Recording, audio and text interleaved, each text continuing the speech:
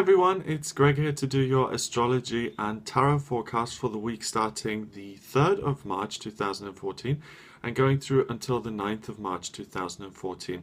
There's some really nice things happening this week that I want to have a look at and just tell you about. The first of those is that the moon is in Aries in the 9th house on the 3rd of March. And it's at 12 degrees of Aries, and what that means is that it's right on top of your midheaven, which is also at 12 degrees in Aries. And really, the combination of the two is quite interesting. The first thing, the moon in Aries, it means that you're going to feel really passionate about something, and you're going to want to make that happen, and you're going to feel quite a lot of ease around making things happen. So you'll get some ideas, you'll get things that you care about, that you're interested in, and then you'll find that things just kind of click into place quite easily to get those going. And when you look at the midheaven as well, combining with that, it makes that even stronger. The midheaven is really what you present to the world. So the way you see yourself, and then what you're able to kind of bring out of yourself and share with the planet. And it means that not only are you going to be able to create things in your own life, but you're able to create things in your life that benefits other people or that has an influence on other people.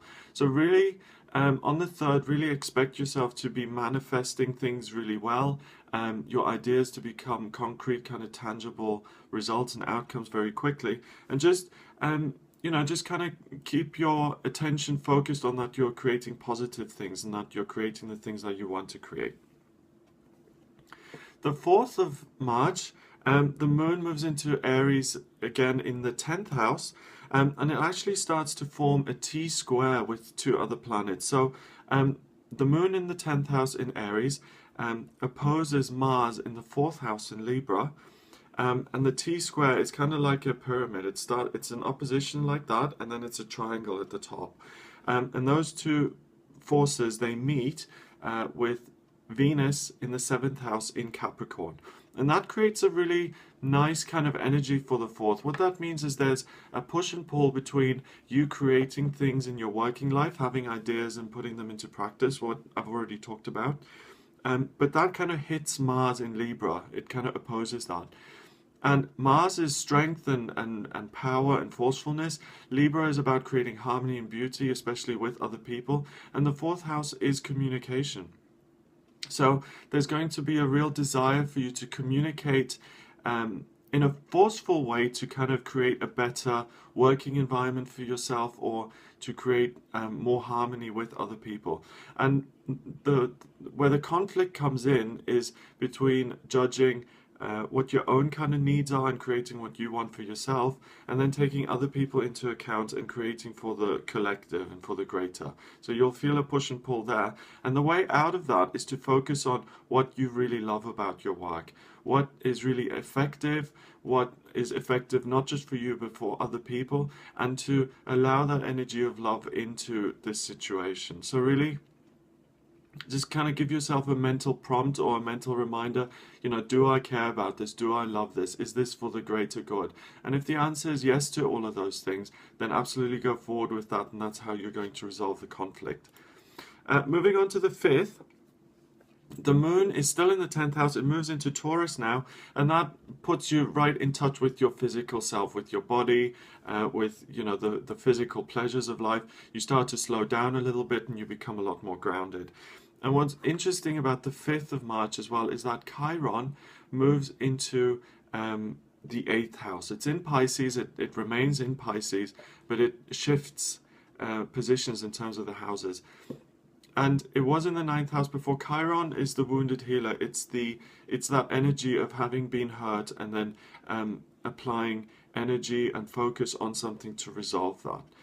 And the fact that it moves into the 8th house means that you're able to heal some rifts that have occurred in your relationships, particularly in your romantic kind of intimate relationships. And there's been a lot of focus on intimate relationships, and March in particular is a time for really healing the hurts of the past. So that could be in the form of a new relationship, new passion, kind of a fresh start, but really know that this is going to be a lot better than what you've experienced in the past. So just embrace that and really go with it. moving forward to the 6th of March, Venus moves from Capricorn into Aquarius. It's in the 7th house at the moment, but really your focus, what you love, shifts from really that groundedness of Capricorn, what you can achieve, the ambition, and it moves into the ideas world of Aquarius, into looking at other people, and you really expand outwards. So this month, I've mentioned, I've mentioned this in the monthly tarot reading, but I also looked at the first 2 days in last week's tarot and astrology reading, and the sense I get about this month is it's really about romance and communicating well with others and really connecting with them in a loving way. And the 6th of March is now the time when you make that shift. Venus is the planet of love. In mythology, she was the goddess Aphrodite, and it's all the things that are beautiful and harmonious and sensual and sexual and all those things. And it shifts towards other people. Aquarius is the sign of the leader, of communication, of connecting and being part of a group.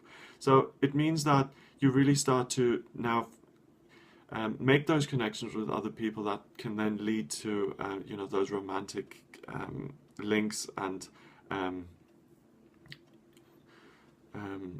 relationships that you form in this month. Okay, so watch out for that on the 6th. It's a real turning point.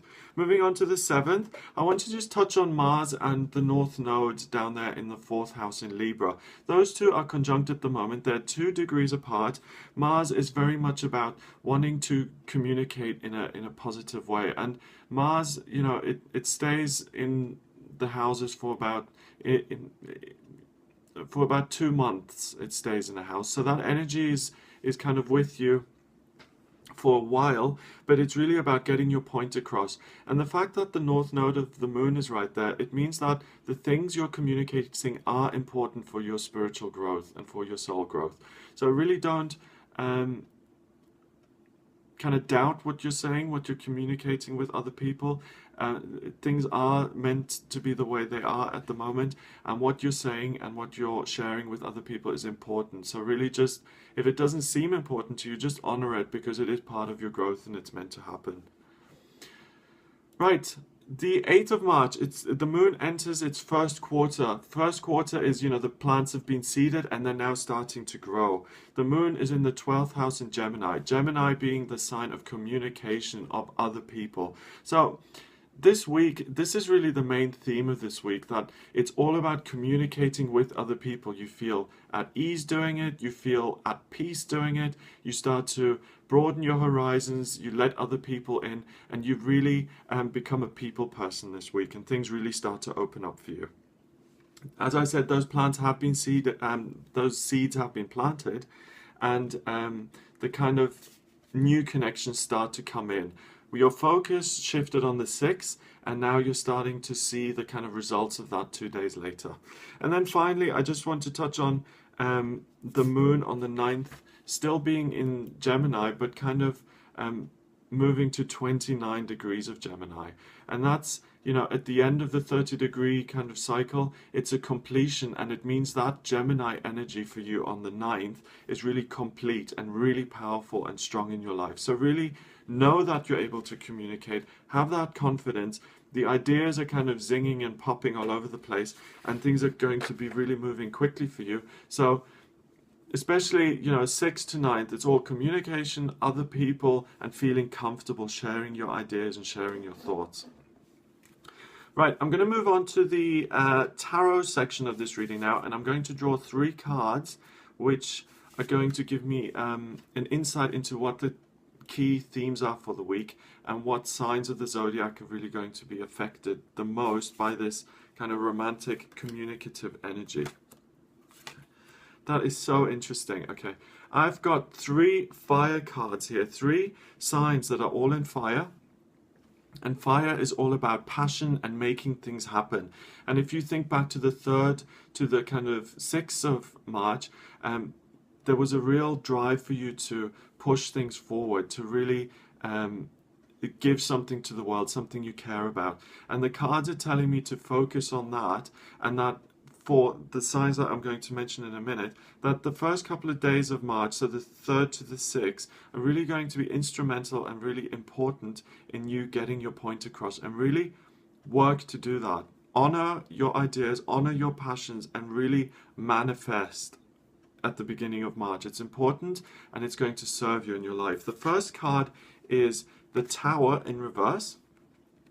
And the Tower in reverse is the sign of Aries there. So Aries, for you, it's important that the Tower is about deconstructing, but because it's in reverse, it means that you're able to really create something new, a new structure in your life by putting your ideas across. So it's really important for you to act, because you're going to build something strong and long-lasting in your life.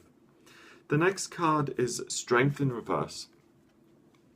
And Strength in reverse is Leo. So Leo, you're going to feel really the push and pull of that. You're going to have to not manage Leo as a sign. You're very confident anyway. Your ruler is the sun. You have that energy, that passion, that drive. But this week is about really getting on top of things and really pushing yourself out into the world. And I think the fact that this card in reverse is, you're going to feel a little bit reluctant about acting out this week, and not acting out in a negative way, but taking action around making something happen. It's really important for you as well to do this, and it's really important for you to share your ideas, but I'm sensing that your sign is going to be experiencing the most resistance or reluctance towards action in this week. So really be aware of that. If you do feel that internal resistance, just override it, go with it, and make sure you get your points across and you get your ideas out there.